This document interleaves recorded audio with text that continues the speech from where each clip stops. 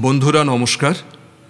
এসো গল্প শুনি ইউটিউব চ্যানেলে আমি কামাল আপনাদের সবাইকে স্বাগত জানাই। আপনারা শুনছেন প্রখ্যাত সাহিত্যিক সমরেশ মজুমদারের কালজয়ী উপন্যাস কালবেলার পাঠ শুরু করার আগে প্রতিদিনের মতো আবারও বলি, যে বন্ধুরা আজ প্রথমবারের জন্য আমার এই চ্যানেলে এলেন তাদের উদ্দেশ্যে বলছি, তারা যদি এখনও চ্যানেলটিকে সাবস্ক্রাইব না করে থাকেন, বন্ধুরা অনুগ্রহ করে এখনই সাবস্ক্রাইব বাটনটি টিপে দিন এবং পাশে থাকা বেল আইকনটিও টিপে দিতে ভুলবেন না, কারণ একমাত্র তাহলেই আমার চ্যানেলে আপলোড করা যে কোনো গল্প, উপন্যাস, পাঠের ভিডিও সংক্রান্ত নোটিফিকেশন আপনার কাছে সবার আগে পৌঁছে যাবে। কেমন? আর অনেক পরিশ্রম করে এক একটি ভিডিও তৈরি করতে হয়। যদি আপনাদের ভিডিওটি ভালো লাগে দয়া করে একটি লাইক দেবেন, একটু কমেন্ট করবেন, তাহলে আমি একটু প্রাণিত হই, এবং পারলে বন্ধুদের সঙ্গে ভিডিওটি শেয়ার করবেন। এই কটি কথা বলে চলুন শুরু করা যাক আজকের পাঠ। সমরেশ মজুমদারের কালবেলা।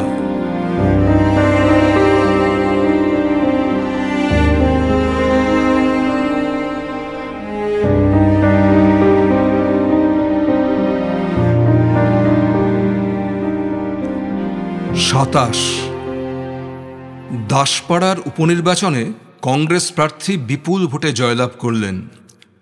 কলকাতার মানুষ খবরের কাগজের এই সংবাদটাকে তেমন গুরুত্বই দিল না, যেন এটা খুবই স্বাভাবিক ব্যাপার।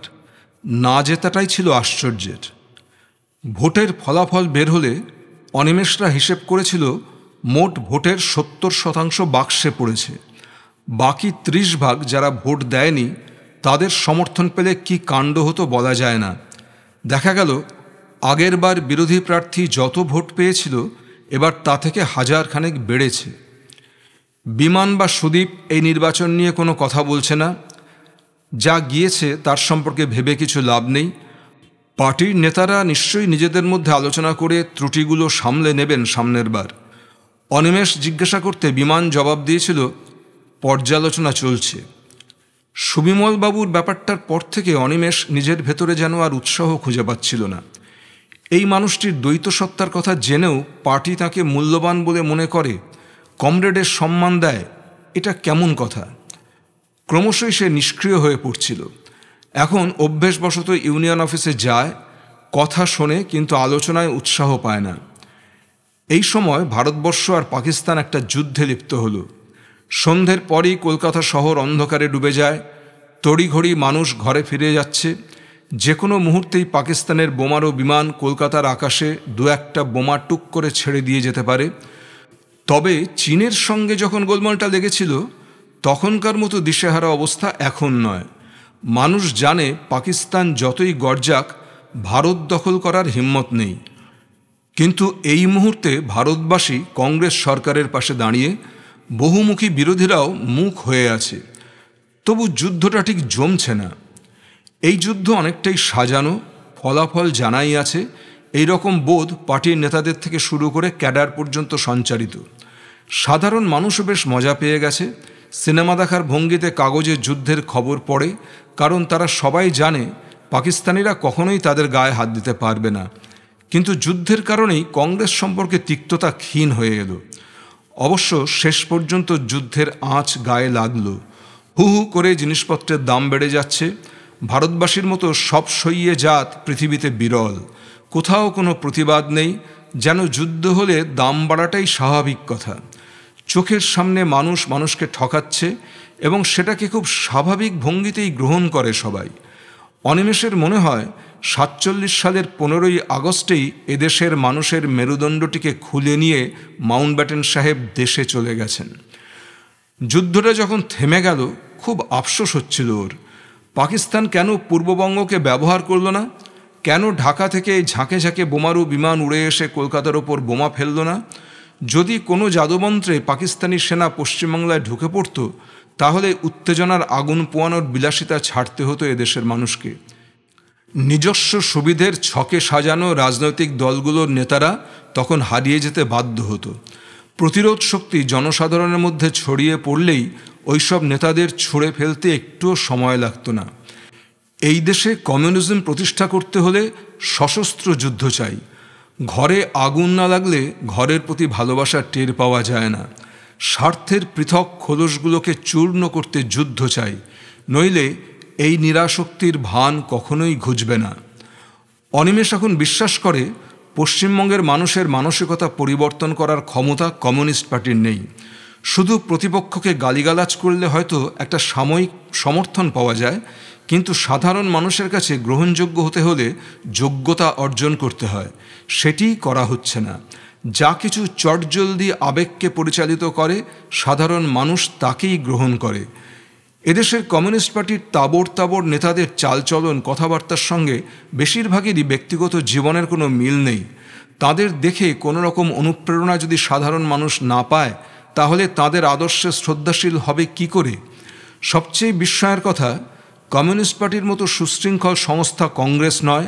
কমিউনিস্ট ক্যাডাররা নিঃস্বার্থ হয়ে নেতাদের হুকুম মেনে নেয়। এরকম শক্তিশালী একনিষ্ঠ কর্মী পেয়ে নেতারা কি করতে চান বোঝা যাচ্ছে না। দলের নিচের তলার কর্মীরা কাজ করে ভাবাবেগে, নেতাদের পদক্ষেপ হিসেব করে।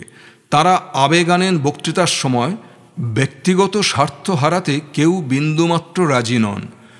মোটামুটি এই যখন দেশের রাজনৈতিক চেহারা, তখন ঘোলা জলে পাক খেয়ে কী লাভ? অদ্ভুত হতাশাজনিত ক্লান্তি ক্রমশ অনিমেষকে আচ্ছন্ন করে ফেলছিল। এই সময় ছাত্র ইউনিয়নগুলো দ্রব্যমূল্য বৃদ্ধির প্রতিবাদে দেশব্যাপী আন্দোলনের সিদ্ধান্ত নিল। আন্দোলন রাজনৈতিক দলগুলোর সঙ্গে হাত মিলিয়ে চলবে। বিশ্ববিদ্যালয় থেকে মিছিল করে মনুমেন্ট পর্যন্ত গিয়ে নেতাদের বক্তৃতা শোনা, এই হলো আন্দোলনের চেহারা। অনিমেষ দুদিন কংগ্রেস সরকার নিপাত যাক, খাদ্য চাই, বস্ত্র চাই, বাঁচার মতো বাঁচতে চাই, দুনিয়ার ভুখা মানুষ এক হ এক হ স্লোগান দিতে দিতে গিয়েছে মিছিলের সঙ্গে। মাধবীলতাও ছিল সঙ্গে। মিছিল মনুমেন্টের নিচে পৌঁছলে জায়গাটা একসময় সমুদ্রের চেহারা নিল। বাঁশের খুঁটির ওপর লাল কাপড়ের মঞ্চে নেতারা বসে সেই সমুদ্র দেখছিলেন। মাধবীলতা এই প্রথম এত সব নেতাদের একসঙ্গে দেখতে পেয়ে বেশ উত্তেজিত। এরা বিধানসভায় প্রায়ই শোরগোল তোলেন, কিন্তু এই গান্ধীজি মার্কা আন্দোলনে কি ফলবে অনিমেষ বুঝতে পারছিল না। দেশের মানুষ বিক্ষুব্ধ এই কথাটুকু বোঝানোর জন্যই যদি এত আয়োজন, তাহলে সেটা কি কংগ্রেসি নেতাদের আজ অজানা আছে? তারা যদি সেই তথ্যটিকে উপেক্ষা করতে পারে, তাহলে এই মিছিলের বিক্ষোভে কি এসে যায় তাদের? জনসাধারণের প্রাণশক্তির হাস্যকর অপব্যবহার ছাড়া ব্যাপারটা অন্য কিছু মনে হচ্ছে না অনিমেষের কাছে। পরপর দুজন নেতা একই ভাষা এবং ভঙ্গিতে বক্তৃতা দিলেন। দেশ আজ বিপন্ন, কংগ্রেসি সরকারের শোষণে দিশেহারা, এই সরকারকে ছুঁড়ে ফেলে দিতে হবে, ইত্যাদি ইত্যাদি। কথাগুলো বলার সময় গলা কাঁপিয়ে অনেকটা যাত্রার ঢঙে হাত নেড়ে একটা নাটকীয় পরিস্থিতি তৈরি করে ফেললেন ওরা দুজনেই। কথা বলার সময় আবেগে মাঝে মাঝে কণ্ঠরুদ্ধ হয়ে যাচ্ছিল। ওদের চিৎকৃত ভাষণ যখন শেষ হলো, তখন বঙ্গে বর্গীপালার শেষে যে হাততালি পড়ে, তারই অনুরণন মনুমেন্টের তলায় ছড়িয়ে পড়ল। বক্তৃতায় ক্লান্ত নেতাদের ভঙ্গি দেখে মনে হচ্ছিল তারা এইমাত্র ঘরে ঘরে অন্ন বিলিয়ে ফিরে এলেন। সবশেষে যিনি উঠলেন, তার জন্যেই জনতা উদ্গ্রীব হয়ে অপেক্ষা করছিল। এর আগেও দেখেছে সে, আজও দেখল। গানের অনুষ্ঠানে ছোট বড় শিল্পীরা একে একে গেয়ে যান, কোনো চাঞ্চল্য দেখা যায় না শ্রোতাদের মধ্যে। কিন্তু শেষ নামটি যেই ঘোষিত হয় এবং বিখ্যাত শিল্পী যখন মঞ্চে এসে দাঁড়ান, তখন হাততালি পড়ে, যেন এতক্ষণে অনুষ্ঠানটি সার্থক হলো। এখন যিনি বলতে এলেন, তাঁরও সেই ইমেজ। উনি যখন বলেন, তখন যুক্তি দিয়ে বলবেন, এটাই সবার ধারণা। এর আগের মিটিংয়ে উনি প্রথমে বলেছিলেন বলে বাকি বক্তারা অসন্তুষ্ট হয়েছিল, কারণ তাদের কথা শোনার জন্য কেউ অপেক্ষা করেনি। জনতাকে নড়ে চড়ে বসতে দেখে অনিমেষ মাধবীলতাকে বলল, চিনতে পারছো ওকে? মাধবীলতা ঘাড় নেড়ে বলল, হ্যাঁ, বেশ ব্যক্তিত্ব আছে না? অনিমেষ বলল, অন্তত যাত্রা করবেন না এটা বলা যায়। মাধবীলতা বলল, তুমি অমন ব্যাকা ব্যাকা কথা বলছো কেন? তোমাদের পার্টির নেতা না? অনিমেষ তর্ক বাড়ালো না, শুধু মাধবীলতার দিকে একবার তাকিয়ে বক্তৃতায় মন দিল। খুব শান্ত ভঙ্গি, প্রতিটি শব্দ আলাদা উচ্চারণ করেন, আবেগের বাড়াবাড়ি নেই। যেটা বলছেন তা কেন বলছেন তা ওর জানা আছে। স্বভাবতই কংগ্রেসি সরকারকে আক্রমণ করে উনি কথা বলছিলেন, কিন্তু একসময় অনিমেষের মনে হলো উনি খুব ভালো কথাশিল্পী, সুন্দর সাজানো কথা বিশ্বাসযোগ্য করে বলেন, কিন্তু কোনো ধরাছোঁয়ার মধ্যে যান না। তার কথায় এমন একটা জাঁকজমক আছে যে লোকে সেইটা বুঝতেই পারে না। আন্দোলনের পরবর্তী পর্যায়ে কারাবরণ এবং তারপরে বাংলা বন্ধ। ধর্মতলা থেকে ফেরার সময় অনিমেষ সিদ্ধান্ত নিল এই রাজনীতি থেকে সে কিছুদিন সরে থাকবে। 10,000 লোককে পুলিশ এসপ্ল্যানেড ইস্ট থেকে ধরে বাসে করে খিদিরপুরে নামিয়ে দিলে কী ধরনের রাজনৈতিক লাভ হয় তা ওর মাথায় ঢুকবে না। এই কি কারাবরণ, অথবা সারা দেশ একদিনের জন্য অচল করে মোক্ষ লাভ হবে? এতে কি মনে হবে দেশের মানুষ তাদের পাশে আছে? এখনও যখন সাধারণ মানুষ মনে করে কমিউনিস্টদের ভোট দিলে তারা দেশটাকে রাশিয়া কিংবা চীনের হাতে তুলে দেবে। পার্টির মধ্যে ইতিমধ্যেই বিরোধ শুরু হয়েছে। বেশ কিছু সক্রিয় কর্মী নেতৃত্বের প্রতি অনাস্থা জানিয়ে বিরাগের পাত্র হয়েছেন। পার্টির মধ্যে একটা অনিশ্চয়তা চলছে, এ সংবাদ বিভিন্ন ফাঁক ফোকর দিয়ে বেরিয়ে আসছিল। অনিমেষ হাঁটতে হাঁটতে ভাবছিল MA পরীক্ষাটা দিয়ে দেওয়া যাক মন দিয়ে কিছুদিন পড়াশোনা করে। মৌলালির মোড়ে হেঁটে এসে মাধবীলতা বলল, ভীষণ টায়ার্ড লাগছে, কোথাও বসি চলো। অনিমেষ দেখল মেয়েটার মুখটা কালো হয়ে গেছে, চোখের তলায় বেশ কালি। ওর হঠাৎ মনে হলো মাধবীলতার এই চেহারা সে কোনোদিন দেখেনি। মুখের মধ্যে একটা খসখসে ভাব এসে গেছে, চাহনিতে ক্লান্তি বোঝা যায়। অনিমেষ জিজ্ঞাসা করল, কি হয়েছে তোমার? মাধবীলতা ভ্রু কুঁচকে সেই চাহনিটা ব্যবহার করল। আমার কি হবে? অনিমেষ বুঝতে পারল মাধবীলতা যদি নিজে থেকে কিছু না বলে তাহলে শত চেষ্টা করেও ওর কাছ থেকে ব্যাপারটা জানা যাবে না।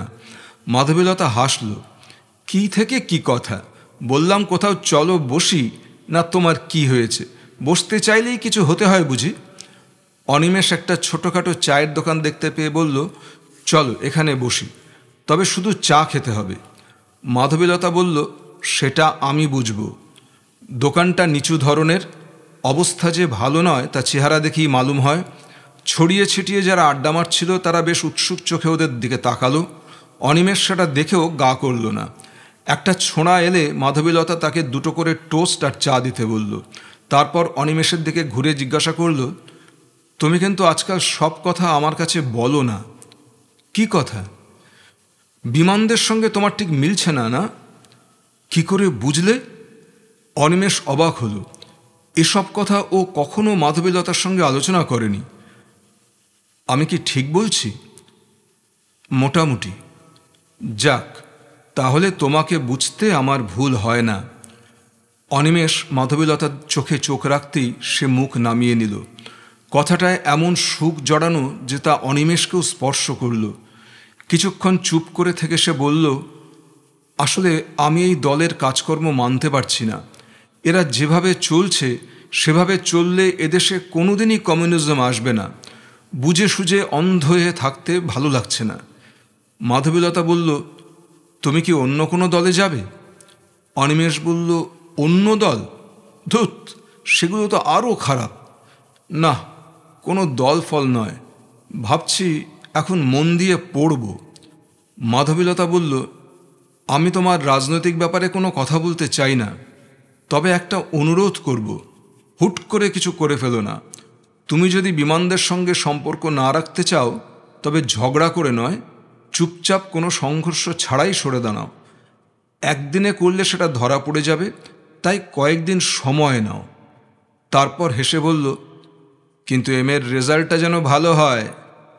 অনিমেষ বলল, তোমার চেয়ে নিশ্চয়ই ভালো হবে না। মাধবীলতা দিয়ে যাওয়া টোস্টের উপর গোলমরিচ ছড়াতে ছড়াতে বলল, আমার বোধহয় পরীক্ষা দেওয়াই হবে না। চমকে উঠল অনিমেষ। সে কি, কেন? মুখ না তুলে মাধবীলতা বলল, ওসব ছেড়ে দাও। বাড়িতে চিঠি দিয়েছ? চোয়াল শক্ত হলো অনিমেষের। কিছুক্ষণ ধরেই ও বুঝতে পারছিল মাধবীলতার কিছু হয়েছে, যার জন্য ওকে চিন্তা করতে হচ্ছে খুব, এবং তার ছাপ পড়েছে চোখে মুখে। এতদিন ব্যাপারটা লক্ষ্য করেনি বলে সে নিজের উপরই বিরক্ত হলো। খুব গম্ভীর গলায় বলল, তুমি যদি কিছু না বলতে চাও তাহলে আমার পক্ষে এসব খাওয়া অসম্ভব। হেসে ফেলল মাধবীলতা। ও মা, কি ছেলে মানুষ! এখন কি আর রাগ করে খাবার নষ্ট করার বয়স আছে? খোকা কোথাকার!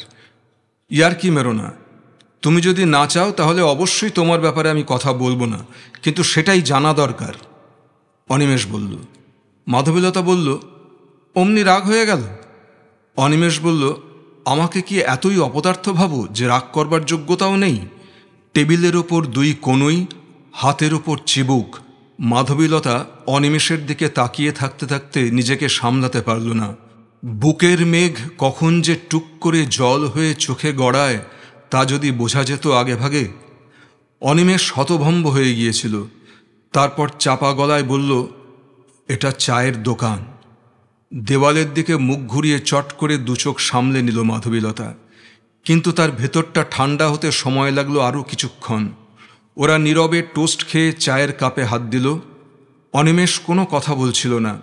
মাঝে মাঝে তার মাধবীলতাকে এত গভীর মনে হয় যে সে 1000 চেষ্টা করেও ডুব দিয়ে তল দেখতে পাবে না। চটুল হালকা টাইপের মেয়েদের সহজেই উপেক্ষা করা যায়, কিন্তু মাধবীলতাকে নয়। চা খেয়ে দাম দিল মাধবীলতা।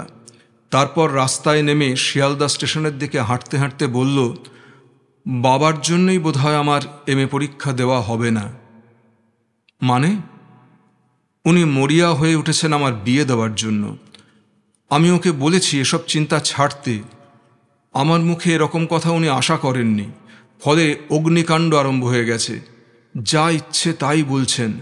আমাকে এখান থেকে বাইরে পাঠিয়ে দেবার পরিকল্পনা করছেন।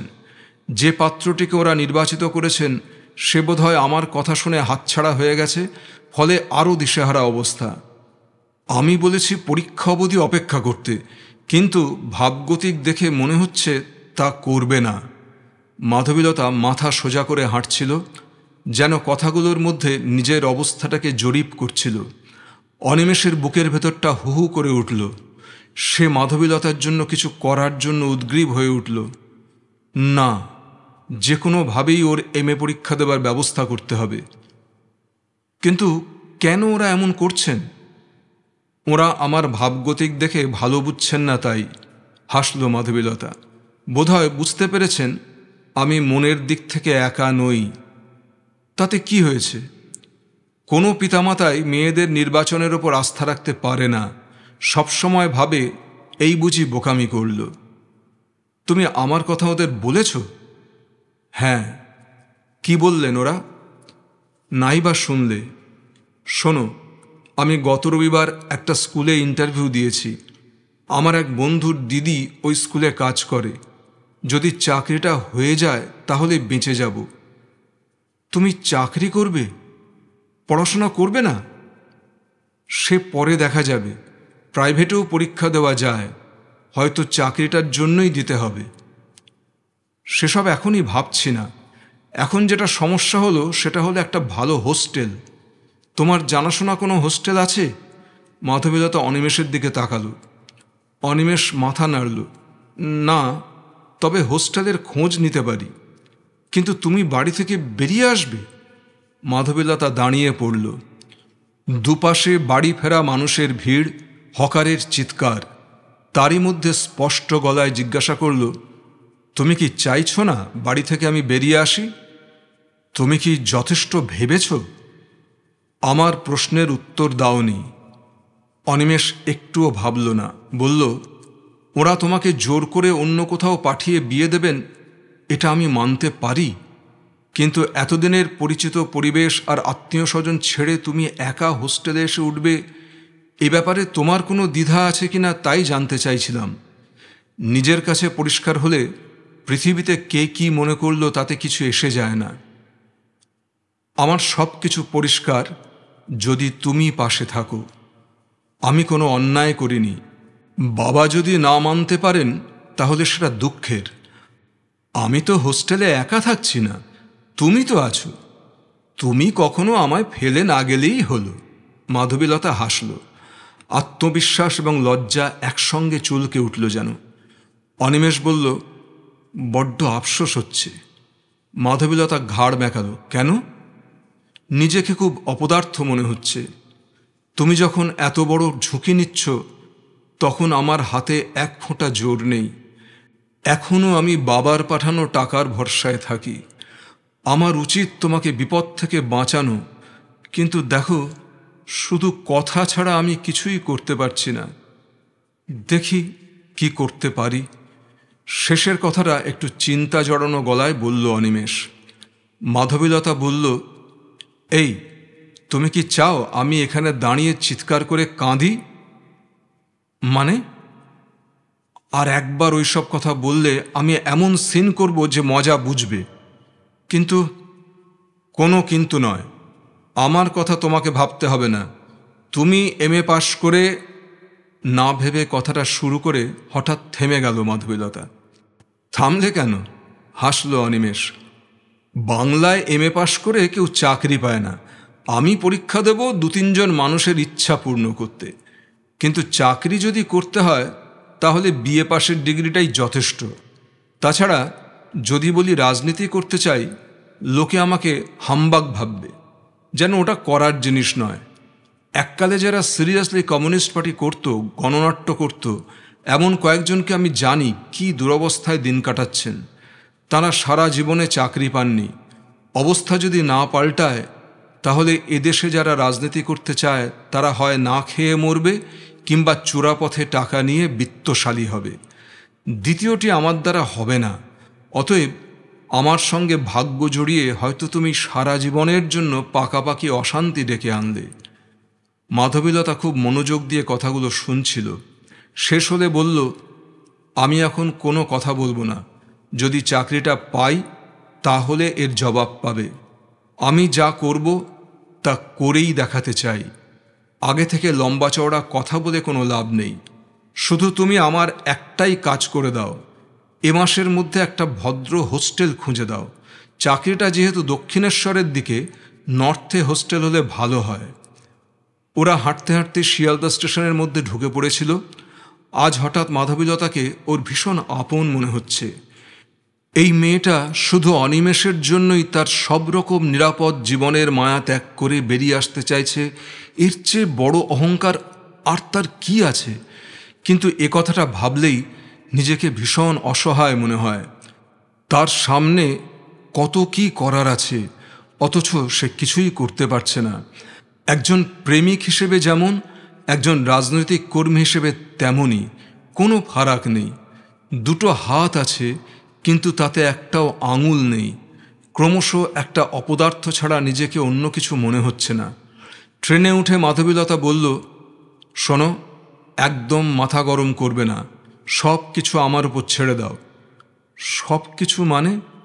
আমি শুদ্ধ? আমার সব তো তুমি।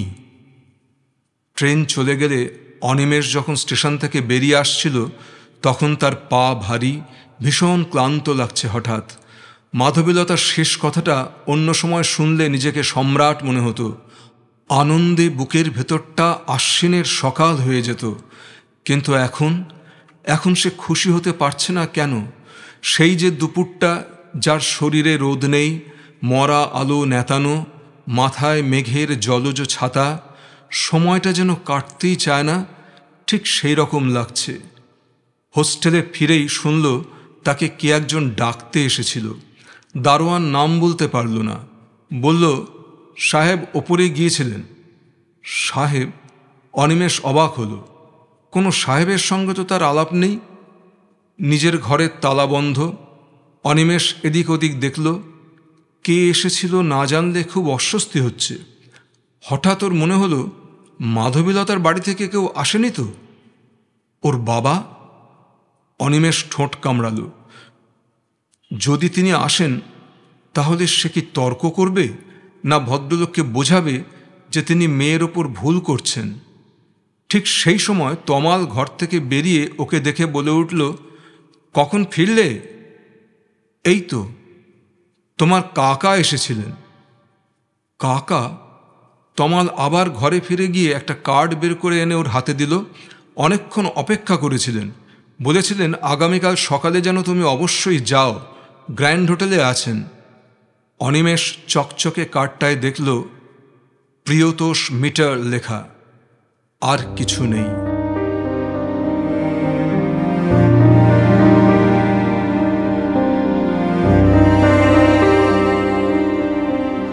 28। কার্ডটা হাতে নিয়ে হতভম্ব হয়ে গেল অনিমেষ। প্রিয়তোষ মিটার যে ছোট কাকা তা বুঝতে অসুবিধে হচ্ছে না, কিন্তু এরকম আচমকা ছোট কাকা এই হোস্টেলে এলেন কোত্থেকে? ওর তো এখানে থাকার কথাই নয়। সেই কবে বাইরে চলে গেছেন, মস্কো বোধহয়, দাদু তো সেরকমই বলেছিলেন। কবে ফিরে এলেন? কার্ডটায় আর কিছু লেখা নেই, কিন্তু কাগজটা খুব দামি, ছুঁলেই বিদেশি বলে মনে হয়। ওর ইচ্ছে করছিল তমালকে খুঁটিয়ে খুঁটিয়ে জিজ্ঞাসা করে, কিন্তু তমাল ততক্ষণে নিচে নেমে গেছে। অনিমেষ নিজের ঘরে ঢুকল। মিত্রকে মিটার বলা দুচক্ষে দেখতে পারে না অনিমেষ। বাঙালি পদবীগুলোকে এভাবে বিকৃত করলেই সাহেব হওয়া যায়? দারোয়ান অবশ্য ওকে সাহেব বলেছে। তার মানে ছোট কাকার চেহারাটা পাল্টে গেছে। সেই রোগাটে পাজামা পাঞ্জাবি ভাবতে গিয়েই সচকিত হলো। এই চেহারাটা তো সেই সময়ের, যখন পুলিশ তাদের বাড়ি সার্চ করতে এসেছিল। কিন্তু তারপর যখন ছোট কাকা কলকাতা থেকে প্লেনে জলপাইগুড়িতে এসেছিলেন, তখন তো রীতিমতোই সাহেব। মন্ত্রীর পেছন পেছন প্লেন থেকে নেমে এসেছিলেন ছোট কাকা। চোখ বন্ধ করতেই দৃশ্যটা দেখতে পেল অনিমেষ।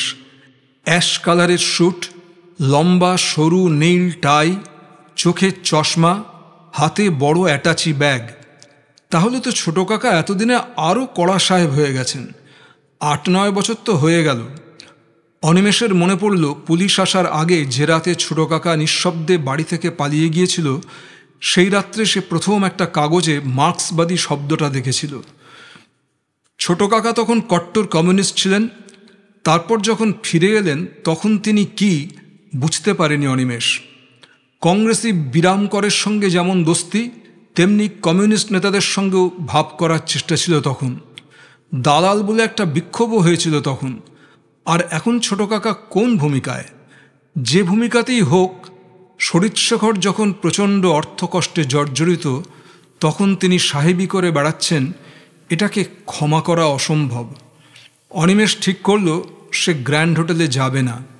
যে মানুষ অবহেলায় নিজের স্বার্থের জন্য বাবা দিদিকে ছেড়ে এতকাল বাইরে ডুব দিয়ে বসেছিলেন, তাঁর সম্পর্কে আজ আর কোনো দুর্বলতা তার নেই। সকালবেলায় একজন দাড়ি কাটা পাঞ্জাবি তার কাছে এলো। অনিমেষ তখন বইপত্র নাড়াচাড়া করছে, দেখে অবাক হলো। নমস্কার করে লোকটা বলল, সাব গাড়ি লেখে আয়া। ব্যাপারটা বুঝতে না পেরে অনিমেষ জিজ্ঞাসা করল, কিসের গাড়ি? সাব ভেজ দিয়া গ্র্যান্ড হোটেলসে। ছোট কাকা তাকে নিয়ে যাওয়ার জন্য গাড়ি পাঠিয়েছেন। অনিমেষের আর অবাক হওয়ার মতো নার্ভ ছিল না। তাকে এত খাতির কেউ করতে পারে? সামনে দাঁড়ানো লোকটার বিনীত ভঙ্গি দেখে ও দ্বিতীয় চিন্তা করল। যে কোনো কারণেই হোক ছোট কাকার তাকে দরকার। সে যতই এড়াতে চাইবে তিনি ছাড়বেন না। এই লোকটিকে ফিরিয়ে দেবার পর তিনি যদি নিজে আসেন, তাহলে খামোখা বিব্রত হতে হবে। মুখের ওপর তাকে কালকের ভাবনাগুলো বলা যাবে না। সম্পর্কটাকে তিক্ত না করে মানসিক সম্পর্কহীন একটা সাক্ষাৎকার সেরে আসাই ভালো। ইচ্ছে করেই পাজামা পাঞ্জাবি পরল অনিমেষ। গ্র্যান্ড হোটেলে যেতে হলে যেসব পোশাকের কথা মনে পড়ে তা অবশ্যই ওর নেই।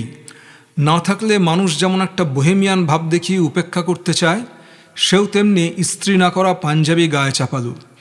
গাড়িতে বসে অনিমেষ বুঝতে পারল এগুলোকে লাক্সারি ট্যাক্সি বলে। খুব যত্ন করে রাখা বলে বেশ আরামদায়ক। জিজ্ঞাসা করে জানল হোটেলের বড় সাহেবরা কলকাতায় থাকাকালীন দিনরাতের জন্য এরকম গাড়ি ভাড়া করেন। সাধারণ মানুষের ক্ষমতার বাইরে এ গাড়ির ভাড়া। গ্র্যান্ড হোটেলে সে কখনো আসেনি, কিংবা সে সুযোগই হয়নি।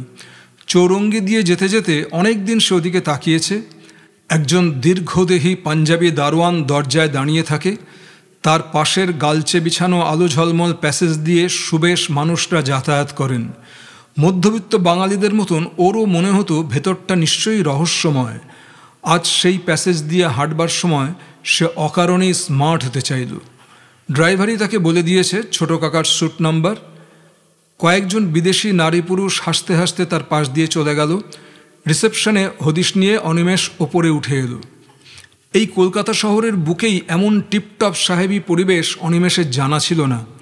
মিছিল, স্লোগান, অভাব, দৈন্যতার বাইরে ইংরেজি ছবির মতো ছিমছাম আবহাওয়ায় হাঁটতে হাঁটতে অনিমেষ নির্দিষ্ট নম্বরের সামনে এসে কপালের ঘাম মুছল।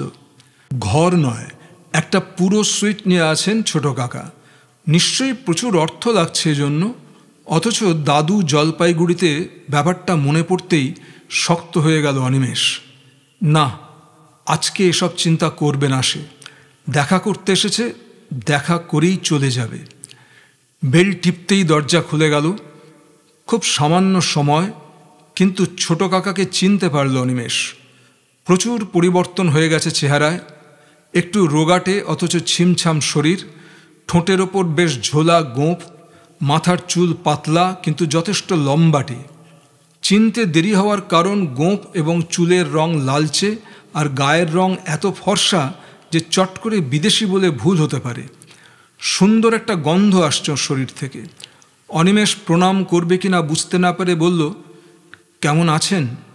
ছোট কাকার মুখ এতক্ষণ অপরিচয়ের আড়াল সরাবার চেষ্টায় ছিল, কিন্তু তার কণ্ঠস্বর শোনা মাত্রই দুহাতে ওর কাঁধ ধরে চেঁচিয়ে উঠলেন, আরে বাস, এও অনি, তুই কত বড় হয়ে গেছিস, একদম অ্যাডাল্ট। আরে রাস্তায় দেখলে তো আমি চিনতেই পারতাম না। আয় আয়, ভেতরে আয়। দুহাতে জড়িয়ে ধরে তাকে ঘরে ঢোকালেন ছোট কাকা। ওর স্পর্শে অনিমেষ একটু আড়ষ্ট হলো। এভাবে অনেক দিন তাকে কেউ জড়িয়ে ধরেনি, এবং ছোট কাকার শরীর থেকে এমন মূল্যবান গন্ধ বেরোচ্ছে যাতে সে অভ্যস্ত নয়। ঘরটা বেশ বড়, সুন্দর করে সাজানো। একটি মানুষ যত রকমের আরামের উপকরণ না পেলে বিরক্ত হবে তার সবগুলিই আছে। অনিমেষ ঘরে আর তিনজন মানুষকে দেখতে পেল।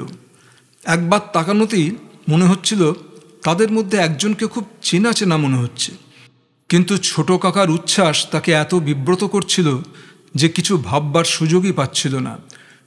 ছোট কাকা এখন ওর পাশে দাঁড়িয়ে বলছেন, আরে অনি, তুই আমাকে ছাড়িয়ে গেছিস লম্বায়। এই সেদিন জন্মালি। আহ, সময়টা এত দ্রুত চলে যাচ্ছে যে তাল রাখা মুশকিল। দেখি তোর চেহারাটা কেমন হয়েছে। গুড। দাড়ি রেখেছিস কেন? কারণ শুধু রাখলেই হলো না, ওটার কিছু যত্নত্বও দরকার। এখন কি পড়ছিস জানো? এবার MA দেব। অনিমেষ কথাটা বলতেই প্রিয়তোষের চোখ কপালে উঠে গেল যেন। হ্যাঁ, MA? No, then you are quite adult. না, তোকে দেখে মনে হচ্ছে আমি এবার বুড়ো হয়ে যাব। ছোট কাকা শিশুর মতো ওর হাত ধরে কথা বলছিলেন। অনিমেষ ইচ্ছের বিরুদ্ধেই ওর সম্পর্কে নরম হতে লাগল। এই আচরণ যদি আন্তরিক না হয় তাহলে মানুষ সম্পর্কে কখনোই কারো বিশ্বাস করার কারণ নেই। হঠাৎ ছোট কাকা অপেক্ষারত তিনজনের দিকে তাকিয়ে বললেন, আমাকে ক্ষমা করবেন, এ হলো আমার ভাইপো। দীর্ঘকাল বাদে ওকে আমি দেখলাম। ন্যাচারালি। সঙ্গে সঙ্গে তিনজন মানুষ প্রায় একই সঙ্গে বলে উঠলেন, ঠিক আছে ঠিক আছে। ছোট কাকা বললেন, আপনারা আমাকে মিনিট 10 সময় দেবেন, আমি ওর সঙ্গে কয়েকটা কথা সেরে নিচ্ছি। না না, আপনাদের উঠতে হবে না, আমরা পাশের ঘরে যাচ্ছি। ততক্ষণ কিছু ড্রিঙ্ক বলছে আপনাদের জন্য। টেলিফোন তুলে রুম সার্ভিসকে নির্দেশ দিয়ে ছোট কাকা ওকে নিয়ে পাশের ঘরে ঢুকলেন। ওকে এখন খুব স্বচ্ছন্দ দেখাচ্ছে। এটি শোয়ার ঘর। অমন লোভনীয় বিছানা অনিমেষ কখনো দেখেনি। একপাশে সুন্দর বেটেখাটো সোফা সেট। ছোট কাকার সঙ্গে সেখানে বসল অনিমেষ। অনিমেষ দেখল ছোট কাকা ওর দিকে এক দৃষ্টে তাকিয়ে আছেন। চোখাচোখি হতেই বললেন, একদিন আমি তোর মতন ছিলাম। গতকাল তোর হোস্টেলে গিয়েছিলাম। কত রাতে ফিরিস? কাল একটু দেরি হয়েছিল। নো, আমি কিছু মনে করছি না এজন্য। দেরি করে ফেরার বয়স তো এটাই। এবার কলকাতায় এসে আমার একটাই অভিজ্ঞতা হলো, তুই বড় হয়ে গেছিস। প্রেম করছিস? আচমকা প্রশ্নটা শুনে অনিমেষ লাল হয়ে গেল। কোনো রকমে বলল, কি যে বলেন। ছোট কাকা তখনও হাসছেন দেখে কথা ঘোরাতে জিজ্ঞাসা করল, আমার ঠিকানা কোত্থেকে পেলেন? ছোট কাকা হাত নাড়লেন। সেটাও বেশ কাকতালীয়। অনেক দিন আগে জলপাইগুড়ি থেকে বাবার চিঠি পেয়েছিলাম। That was last one. তাতে জেনেছিলাম তুই কলকাতায় স্কটিশে ভর্তি হয়েছিস। এখানে এসে সে কথা মনে পড়তেই স্কটিশ কলেজে ফোন করলাম, ওরা কিছুই বলতে পারল না। তখন খেয়াল হলো তুই কলকাতায় এলে নিশ্চয়ই হোস্টেলে উঠবি। কলেজ থেকে নাম্বার নিয়ে পরপর হোস্টেলগুলিতে রিং করতে লাগলাম। আলটিমেটলি তোকে পেয়ে গেলাম। আমার যদি খেয়াল হতো তুই কলেজ ছেড়ে দিয়েছিস অনেক আগেই, তাহলে এ বুদ্ধি মাথায় আসতো না এবং দেখাও হতো না। আপনি কি মস্কোয় আছেন? হ্যাঁ, এখন ওখানেই সেটেলড। তারপর গলা পাল্টে জিজ্ঞাসা করলেন, বাবার খবর কি, কেমন আছেন? সঙ্গে সঙ্গে অনিমেষের মাথায় আগুন জ্বলে উঠল। এই বিলাসবহুল হোটেলে বসে দাদুর কথা জিজ্ঞাসা না করে ছোট কাকা তো সরাসরি জলপাইগুড়িতে চলে যেতে পারেন। কি উত্তর দেবে ঠিক করার আগেই ছোট কাকা একটা হাত বাড়িয়ে ওর কাঁধ ধরলেন। বুঝতে পারছি প্রশ্নটা শুনে তুই ডিস্টার্বড, তাই তো? অনিমেষ খুব দ্রুত নিজেকে সামলে নিল। না, তা কেন হবে? আপনি নিশ্চয়ই প্রশ্নটা করতে পারেন। দাদুর শরীর ভালো নেই। উত্তরটা দিতে পেরে অনিমেষ স্বস্তি পেল। এখানে এই হোটেলে বসে ছোট কাকাকে রূঢ় কথা বলে সে দাদুর সমস্যার কোনো সমাধান যখন করতে পারবে না, তখন বলে লাভ কি? তুই সত্যিই বুদ্ধিমান। ছোট কাকা উঠে টেবিলের কাছে গিয়ে একটা সাদা বোতল থেকে গ্লাসে পানীয় ঢেলে জিজ্ঞাসা করলেন, তুই ভদকা খাবি? ভদকা? না না। ঠিক আছে। গ্লাসের ঠোঁট ঠেকিয়ে ছোট কাকা বিছানার ওপর বসলেন। এবার তুই জানিস কি না জানি না, জলপাইগুড়ি ছাড়ার পর আমি বাবার সঙ্গে নিয়মিত যোগাযোগ রেখেছিলাম। লাস্ট যেবার ওখানে যাই সে খবর তো তুই জানিস। তারপর নানান ঝামেলায় আমাকে ব্যস্ত থাকতে হয়। এই সময় বড়দার চিঠি পাই, বাবা চলে গেছেন। তখন আমার বাইরে যাওয়া ঠিকঠাক। সেদিনই দিল্লি যাব। ভাবলাম বাবা যখন নেই তখন আর জলপাইগুড়িতে ফিরে কি হবে। বড়দার টাকা চেয়েছিল, তাই পাঠিয়ে দিলাম। মস্কোতে গিয়ে তোর বাবাকে চিঠি দিলাম। মেজদা যে আমার উপর চটেছে তা উত্তর পেয়ে বুঝলাম, আর সেই সঙ্গে জানলাম বড়দা আমাকে ব্লাফ দিয়েছে, বাবা বেঁচে আছেন। তুই বোঝ ব্যাপারটা। বাবাকে চিঠি দিয়েছি, তারপর উত্তর পাইনি। দিল্লি থেকে এক বন্ধুকে দিয়ে টাকা পাঠিয়েছিলাম, উনি রিফিউজ করেছেন। Now I have nothing to say. কেউ যদি আমাকে এজন্য দোষী করতে চায় করতে পারে, এবং তাতে আমার কিছু এসে যায় না। বাবা ভালো নেই বললি, কি হয়েছে? অনিমেষ বুঝতে পারছিল ছোট কাকা নিজেও জানেন তার কথাগুলোর পেছনে খুব জোরালো যুক্তি নেই, তাই স্রেফ জেদের বসে কথাগুলো বলে যাওয়া এবং ঘুরে ফিরে দাদুর কথা জানতে চাওয়ার মধ্যেই সেই দুর্বলতা প্রকাশিত। অনিমেষ বলল, বয়স হয়েছে, টাকা পয়সা হাতে নেই, খুব কষ্টে চলতে হচ্ছে। ছোট কাকা বললেন, খুলে বল, ইন ডিটেইলস। অনিমেষ তাকালো। আপনার ভালো লাগবে না। এখন ওই বাড়িটুকু ছাড়া দাদুর কোনো সম্বল নেই, তাই পাবার জন্য আত্মীয়রা যাওয়া আসা করছে বলে দাদু সবাইকে বলেছেন ওর লেপ্রসি হয়েছে। লেপ্রসি? বাবার কুষ্ঠ হয়েছে? হয়নি, কিন্তু হয়েছে বলে বেড়ালে ভিড় এড়ানো যায়, তা জানেন দাদু। আমি এবার গিয়ে দাদুকে চিনতে পারিনি। খুব বেশি দিন মনে হয় বাঁচবেন না। বড়দি? শরীর ভালো নেই, একবেলা খান, শুকিয়ে গেছেন। ছোট কাকা হাতের গ্লাসটা এক চুমুকে শেষ করলেন। তারপর আচমকা প্রশ্ন করলেন, শুনলাম তুই রাজনীতি করিস, এসএফ? বিস্মিত অনিমেষ কাকার মুখে হাসি দেখতে পেল। হ্যাঁ। তুই সিপিএমের কাজকারবারে বিশ্বাস করিস? খানিকটা। খানিকটা? ওয়াই? ভারতবর্ষে কমিউনিস্ট পার্টি বলতে তো সিপিএমই, কিন্তু এই দলের কাজকর্ম আমার ভালো লাগে না, অথচ উপায় নেই। ও, তা ভালো না লাগলে রাজনীতি করতে কে বলেছে? এমএ পাশ করে চাকরি জোগাড় করে সংসার কর। এটা আমার ব্যক্তিগত ব্যাপার। ছোট কাকা ওর মুখের দিকে সকৌতুকে তাকালেন, তারপর হো হো করে হাসতে লাগলেন। শেষে খুব ধীর গলায় বললেন, অনি, রাজনীতি করতে এসে কোনো আদর্শ বা ফর্মুলা সামনে রেখে এগোয় বোকারা। যখন যা তখন তা যে হতে পারে, যখন যা তখন তা যে হতে পারে, সেই ভালো পলিটিশিয়ান। গতকাল তোর হোস্টেলের একটি ছেলের সঙ্গে গল্প করতে করতে তোর সম্পর্কে জানতে পারলাম। তোকে দেখে আমি আমার অতীতকে দেখতে পাচ্ছি। পার্টি যখন নিষিদ্ধ হলো তখন ওই একটা আদর্শ নিয়ে আমরা বেঁচেছিলাম, কিন্তু তাই যদি আঁকড়ে থাকতাম তাহলে আমাকে আজ খুঁজে পাওয়া যেত না। রাজনীতি করবি একটা মজবুত সিঁড়ির কাছে পৌঁছাবার জন্য। যেই সেই সিঁড়িটা পেয়ে যাবি আর পেছন দিকে তাকাবি না। তোদের এখানে যারা বড় নেতা তাদের অনেকের ব্যক্তিগত চরিত্র আমি জানি, সেসব জানলে তুই শিউরে উঠবি। যারা বাইরের ঘরে বসে আছে তাদের তুই চিনিস? অনিমেষ ঘাড় নাড়ল। না। এরা এসেছে আমার মন গলাতে। মস্কো যাওয়ার প্রবেশপত্র পাওয়া ওদের উদ্দেশ্য। না, এরা সিপিআই নয়। আজ সারাদিন আমি দফায় দফায় মিটিং করব তোদের নানান নেতাদের সঙ্গে। তুই যেমন করেই হোক একটু সামনের সারিতে চলে আয়, তারপর তোর ব্যাপারটা আমার উপর ছেড়ে দে। অনিমেষ আর পারছিল না। ছোট কাকা যেসব কথা বলে যাচ্ছে তা হয়তো সত্যি, কিন্তু এই কীরকম চিন্তাভাবনা! চোখের সামনে জলপাইগুড়ির বাড়ির সামনে সেই বিক্ষোভটার ছবি ভেসে উঠল। ছোট কাকা যেটা এড়াতে বিরামকরের বাড়িতে গিয়ে বসেছিলেন। সে স্পষ্ট গলায় জিজ্ঞাসা করল, আপনি কি কেজিবির এজেন্ট? গুড। এখন কি সিআইএর সঙ্গে কেজিবির এজেন্ট বলা আপ টু ডেট গালাগালি? আরে বোকা, সিআইএ কিংবা কেজিবি অনেক বুদ্ধিমান সংগঠন। তারা এমন লোককে কাজ করতে পাঠায় না যাকে দেখে তুইও বুঝতে পারবি। তোর উদ্দেশ্য কি? কি ব্যাপার? কেন রাজনীতি করছিস? এদেশের মানুষ যাতে শোষিত না হয়, কোনো ধাপ্পায় না ভোলে।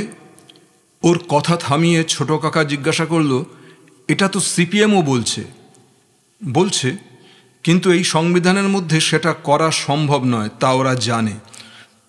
দেন you are thinking some other way. সেটা কি? জানি না। Any armed revolution? জানি না। পাগলামি করিস না।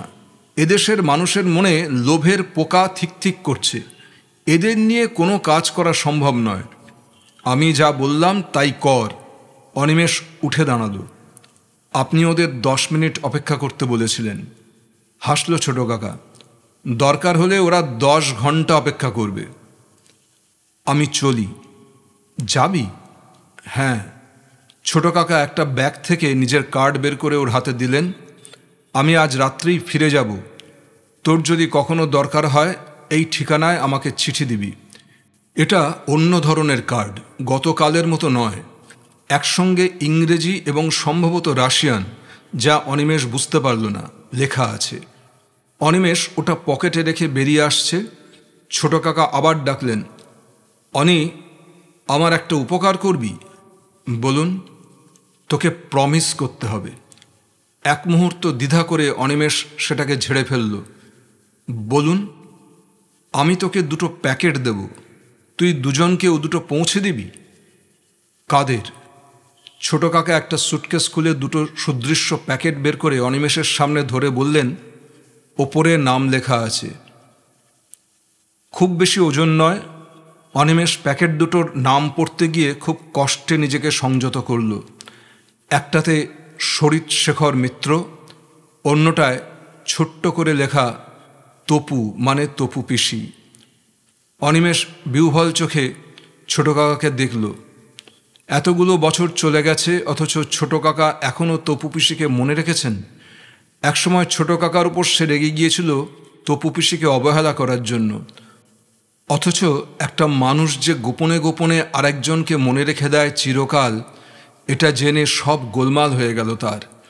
রূপশ্রী সিনেমার সামনে বাচ্চাদের নিয়ে তপু পিসি যেদিন পথের পাঁচালী দেখতে যাচ্ছিল, সেদিনই বোধহয় ছোট কাকার সঙ্গে তার শেষ দেখা। কি নির্লিপ্ত হয়ে তপু পিসি ছোট কাকাকে এড়িয়ে গিয়েছিল। আর নীল কাগজে ছোট কাকাকে লেখা তপু পিসির সেই চিঠিটা, যেটাকে সে বাড়ি সার্চ করার আগে পুলিশের চোখ থেকে সরিয়ে রেখেছিল, যা কিনা পরে ছোট কাকার হাতেই টুকরো টুকরো হয়ে গেল, তার কথা মনে পড়ল। সেই লাইন 2টো কখনোই ভুলবে না অনিমেষ। তোমার রাজনীতিই এখন সব, আমি আর কেউ নই। তাই তুমি যত ইচ্ছে রাজনীতি করো, আমি দায় তুলে নিলাম। তপুর সঙ্গে তোর যোগাযোগ আছে? প্রশ্নটা শুনেই ঘাড় নেড়ে না বলল অনিমেষ। তপু পিসি কি এখনও জলপাইগুড়ি গার্লস স্কুলে আছে কি জানি। ওর কোনো খবর জানিস না তুই? না। তাহলে যদি দায়িত্ব দেন তাহলে খুঁজে বের করে দিয়ে দিতে পারি।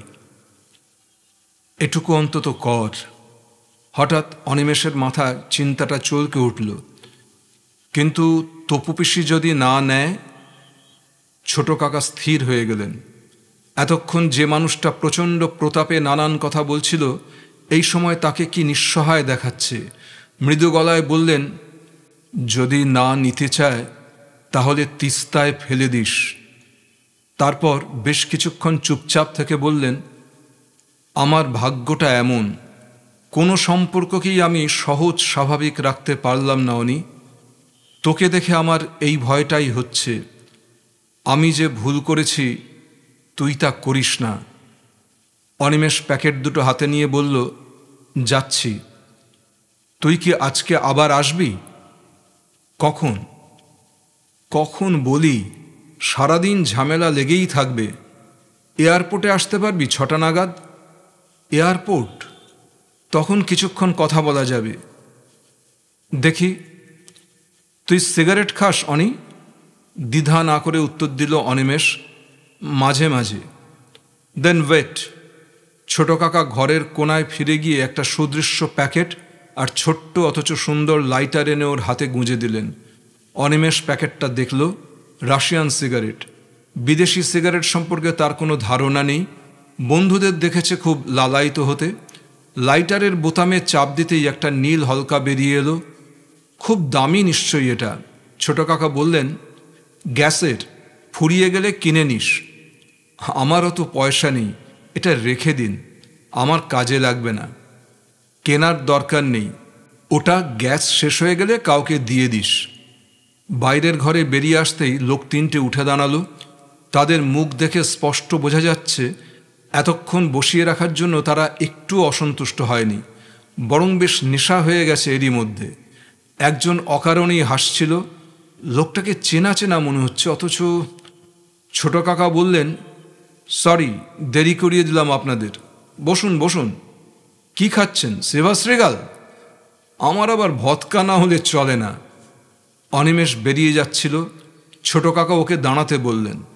আমার ভাইপো অনিমেষ মিত্র, খুব ইন্টেলিজেন্ট ছেলে। লোক তিনটে তাকে নমস্কার করছে দেখে অনিমেষ প্যাকেট হাতেই সেটা ফিরিয়ে দেবার চেষ্টা করল। ছোট কাকা তখন বলছেন, এমএ পড়ছে, ছাত্র ফেডারেশন করে, খুব অ্যাক্টিভ। আচ্ছা, সেই চেনা চেনা লোকটি বলল, বিমানকে চেনো? হ্যাঁ, অনিমেষ জবাব দিল। কি নাম যেন? অনিমেষ মিত্র। ঠিক আছে মিত্র সাহেব, মনে থাকবে। লোকটি ছোট কাকার দিকে তাকিয়ে হাসল। তবে ওকে বুঝতেই পারছেন। অফকোর্স। ছোট কাকা অনিমেষকে দরজা অবধি এগিয়ে দিয়ে বললেন, এদের যে তুই এখানে দেখলি কাউকে বলার দরকার নেই। কেন? চাপা গলায় বলল অনিমেষ। রাজনীতিতে সাফল্য পাওয়ার সবচেয়ে বড় চাবিকাঠি হল চোখ খোলা আর মুখ বন্ধ রাখা। এটার সঙ্গে যে মস্তিষ্ক ব্যবহার করতে পারে তাকে কেউ ঠেকাতে পারবে না। ছোট কাকা হাসলেন। অনিমেষ খুব শান্ত গলায় জিজ্ঞেস করল, আর হৃদয়? ওটার ব্যবহার নির্বোধরাই করে। ইমোশনাল ফুলদের জায়গা রাজনীতিতে নেই।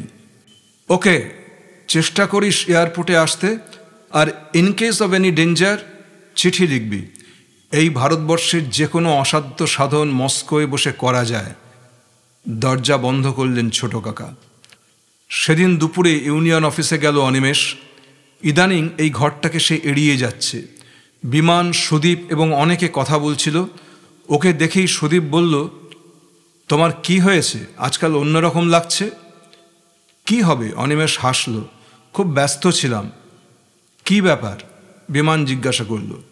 আমার কাকা এসেছেন মস্কো থেকে, এখানে পলিটিক্যাল কনফারেন্স আছে, ওর সঙ্গে থাকতে হয়েছিল, অনিমেষ বলল। বিমান জিজ্ঞাসা করল, কি নাম বলো তো? প্রিয়তোষ মিত্র।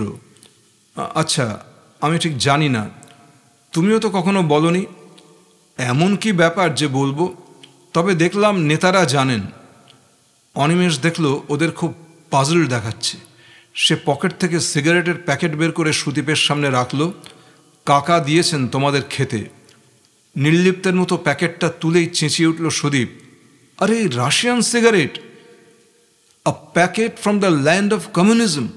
সবাই হুমড়ি খেয়ে প্যাকেটটাকে দেখতে লাগলো। সুদীপ সন্তর্পণে প্যাকেটটা খুলে সিগারেট বের করে ঠোঁটে গুজে বলল, থ্যাংক ইউ অনিমেষ, আমি যেন মস্কোর গন্ধ পাচ্ছি।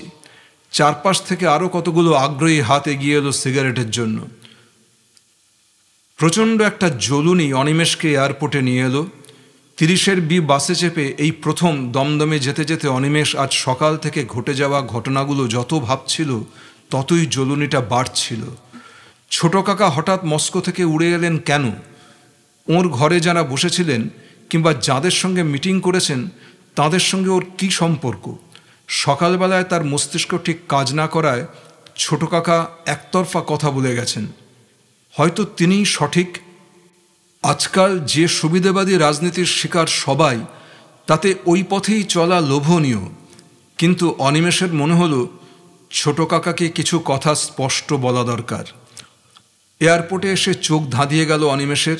স্টেশনের যাত্রীদের থেকে এখানকার মানুষগুলোর হাবভাব আলাদা। কিছুক্ষণ সময় কাটানোর পর সে ছোট কাকাকে দেখতে পেল। সেই 3টে লোক এখনও সঙ্গে আছে। ওকে দেখে ছোট কাকা এগিয়ে এলেন। এসেছিস? হ্যাঁ, খুব দেরি হয়ে গেছে আমার। তোকে যা বললাম তা করিস। কি ব্যাপারে? ওহ, ওই প্যাকেট দুটোর কথা বলছি। আচ্ছা, আর হ্যাঁ, এদের সঙ্গে যোগাযোগ রাখিস, আখেরে কাজ দেবে। ইঙ্গিতে পেছনে দাঁড়ানো লোকগুলোকে দেখিয়ে দিলেন উনি। মনে রাখিস, প্রত্যেকটা স্টেপ সামনে এগিয়ে যাবার জন্যই ফেলতে হয়। কথাটা বলে ছোট কাকা ঘুরে সুটকেস হাতে নিয়ে এগিয়ে যাচ্ছিলেন। অনিমেষ পেছন থেকে ডাকল, কি হলো? এই লোকগুলোকে কি আপনি লোভ দেখিয়ে গেলেন? কথাটা শোনামাত্র ছোট কাকার মুখ বিস্ময়ে চুরমার। অবাক চোখে দেখছেন তিনি অনিমেষকে। তারপর কয়েক পা ফিরে এসে জিজ্ঞাসা করলেন, কি বলছিস? আপনি যে রাশিয়ান সিগারেটের প্যাকেটটা দিয়েছিলেন সেটা পাওয়ার জন্য আমার কমরেড বন্ধুরা লালায়িত হয়েছে। এরা নিশ্চয়ই আরও বড় কিছু প্রাপ্তির আশায় আপনার পেছনে ছুটছে। এদের নষ্ট করে আপনার কী লাভ হচ্ছে? অনিমেষ খুব স্পষ্ট গলায় জিজ্ঞাসা করল। উত্তরটা তোকে দেব না, তোকে অন্যরকম দেখাচ্ছে। তোরা কি চাস? এই করাপশন থেকে দেশটাকে বাঁচাতে চাই। শুনুন, যেসব লোকেদের আপনি দেখে এসেছেন কিংবা নিজের মতো মনে করেন, তার বাইরেও কেউ কেউ আছে, অনিমেষ দৃঢ় প্রত্যয়ে জানাল। গুড, একই ভ্রান্ত আবেগ। অনি, ভারতবর্ষের এই সিস্টেমে তোর ওই কেউ কেউ লোকগুলো হয় না খেয়ে মরবে, নয় একদিন দালাল হয়ে যাবে। অতএব ভেবে দেখ। I feel pity for you. ছোট কাকা আর দাঁড়ালেন না। সঙ্গীদের কাছ থেকে বিদায় নিয়ে ভেতরে চলে গেলেন। অনিমেষের প্রতিবাদ করতে ইচ্ছে হয়েছিল, কিন্তু হঠাৎ সে টের পেল তার কোনো জোর নেই। কিসের ওপর ভিত্তি করে এইসব লোভী মানুষগুলোর বিরুদ্ধে লড়াইয়ের কথা বলবে? সামনে যে কোনো পথ খোলা নেই। চুপচাপ রাজনীতি থেকে সরে যাওয়া, সেও তো একরকম এসকেপিজম। তাহলে এই ঘোলা জলে পাক খাওয়া যেখানে অবধারিত, সেখানে ছোট কাকাকে মুখের ওপর জবাব দেবার কোনো উপায় নেই। এয়ারপোর্ট থেকে বাস স্ট্যান্ড অনেকটা দূর। অনিমেষ হেঁটে যাচ্ছিল। ঠিক সেই সময় পেছনে গাড়ির শব্দ হওয়ায় সে ঘাড় ঘোরাল। গাড়িটা ওর পাশে এসে দাঁড়িয়ে গেল। সেই 3 জন ছোট কাকাকে সি অফ করে ফিরছেন। একজন জিজ্ঞাসা করলেন, কলকাতায় যাবে তো? অনিমেষ ঘাড় নাড়াল। উঠে এসো। কথার মধ্যে একটা নকল ভালোবাসা টের পাওয়া যাচ্ছে। অনিমেষ এক মুহূর্ত চিন্তা করল, তারপরই হাসল। না, আপনারা যান, আমার এখানে একটু দরকার আছে, দেরি হবে। 3টে লোক স্বাভাবিক হয়ে গেল। চলে যাওয়ার আগে সেই ভদ্রলোক বললেন, তোমার কাকার সঙ্গে কথা হয়েছে, একদিন সকালে আমার সঙ্গে দেখা করো, কোনো চিন্তা নেই। ছুটন্ত গাড়ির পশ্চাৎদেশ দেখতে দেখতে অনিমেষ দাঁতে দাঁত চাপল। শালা। অনেক রাত্রে হোস্টেলে ফিরল অনিমেষ। উল্টোডাঙ্গা থেকে সোজা হেঁটে এসেছে, ভীষণ ক্লান্তি শরীরে। আশেপাশের দোকান বন্ধ এখন, হোস্টেলের গেট আধ ভেজানো। হঠাৎ পাশের ল্যাম্পপোস্টের ছায়া থেকে কেউ দ্রুত সরে এলো ওর কাছে। চমকে অনিমেষ তাকাতে হতবম্ব হয়ে গেল। সুভাষদা, ঝোড়ো কাকের মতো চেহারা। চাপা গলায় ডাকল সুভাষদা, অনিমেষ। সুভাষদা, আপনি? যতটা না দেখে তার চেয়ে ওর হাবভাবে অবাক হলো সে। অনিমেষ, তুমি কি আমাকে একটা রাত থাকতে দিতে পারো? অনিমেষ একটু দ্বিধা না করে বলল, নিশ্চয়ই, আসুন।